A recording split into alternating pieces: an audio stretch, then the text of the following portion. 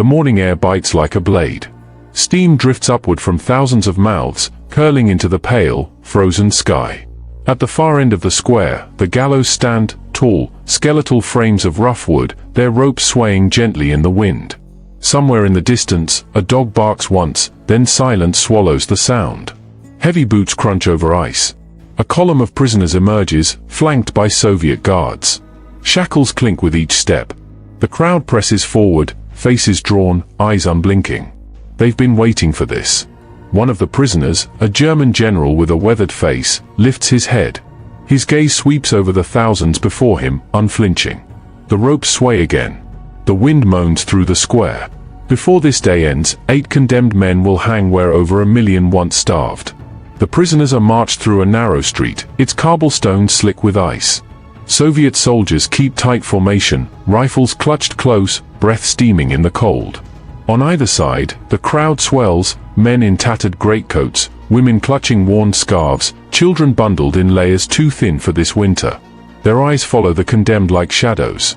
The buildings loom overhead, their walls pocked with bullet holes, windows shattered and boarded with splintered wood.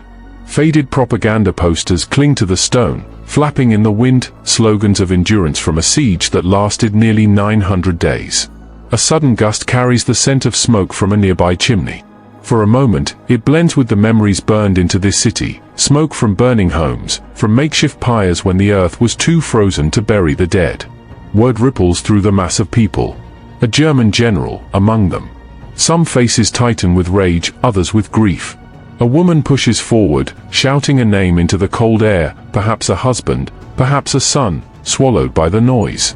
The prisoners march on, boots striking the ground like the ticking of a clock counting down to the gallows. The square yawns open before them, an expanse of trampled snow ringed by thousands of onlookers. At its center, the gallows rise like jagged teeth. The prisoners are brought to a halt. Chains clink as they are turned to face the crowd. A Soviet officer steps forward, paper in hand. His voice cuts through the cold, sharp and deliberate. He reads the charges: villages burned to the ground, civilians shot where they stood, deportations to camps from which no one returned. The words hang in the air like frost. As he speaks, the images are alive in the minds of those watching. A barn collapsing in flames while figures scream inside. A child pulled from her mother's arms at gunpoint. Snow-stained red outside a frozen village well. Then, movement. One of the condemned, a young officer with hollow cheeks, drops his gaze. Another, older, broader, wearing the insignia of rank, meets the crowd's stare with a thin, crooked smile. It's enough. The front line of the crowd surges forward, shouts erupting, curses hurled in Russian and in the universal language of grief. Snow flies, kicked into the air. The guards brace, rifle stocks slamming down to hold the line. The officer finishes reading. The prisoners stand unmoving, but the tension between them and the crowd is a taut rope. One wrong move, and it will snap. The wind picks up, carrying fine needles of snow that sting exposed skin. The prisoners are moved one by one toward the wooden platforms beneath the gallows. A soldier steps forward with a coil of rope. The fibers are stiff with frost. He loops it over the beam, the noose swinging gently as though impatient. Engines rumble in the background, 2 Soviet trucks idle a short distance away, exhaust plumes drifting into the cold air. Their role is clear. The condemned glance at one another. Some stare ahead, faces like stone. Others shift their weight, shoulders trembling beneath thin uniforms. The crowd is restless now, murmurs rising and falling, boots shuffling against the snow. Some push forward for a better view, others hang back, clutching coats tighter, torn between hunger for justice and the weight of watching death unfold. A sudden movement, someone in the front surges toward the platform, shouting words lost in the din. Guards react instantly, rifle butt slamming into the icy ground as they force the man back. The ropes are adjusted, knots checked. The truck's engines growl louder, as if straining against what's to come. Every sound feels sharper, the creak of wood, the hiss of breath, the snap of boots on frost. The air is brittle, ready to shatter. The first truck lurches forward. The chain connecting it to the prisoner's platform goes taut, then snaps him into the air. A collective gasp erupts from the crowd. Some shout curses, others scream approval. One woman presses a hand to her mouth, her eyes wide but unblinking. The rope strains, creaks, and holds. The prisoner's body sways, boots twitching against the icy air before falling still. The executioners waste no time. Another man is positioned, the rope set, the truck readied.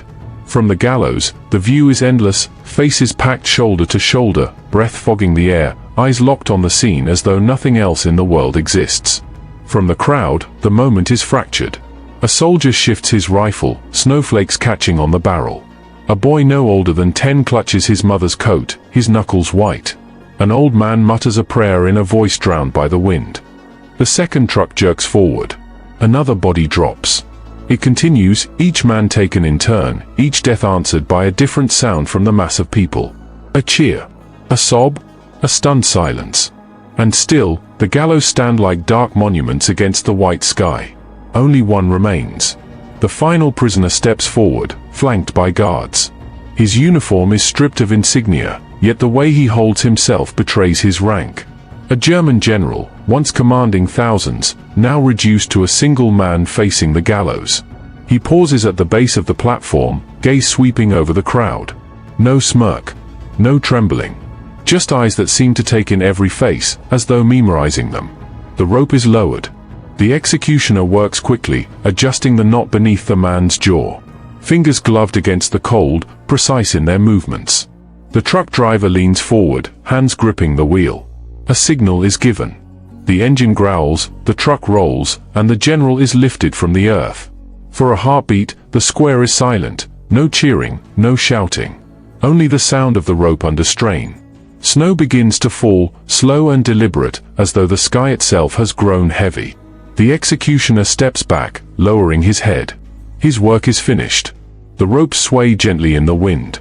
The snow falls thicker now, settling on shoulders, on the gallows, on the still forms hanging above the square. Slowly, the crowd begins to thin. Some leave in silence, faces unreadable. Others walk away with heads high, as though a weight has been lifted. For many, the victory is hollow, no execution can return the ones they lost.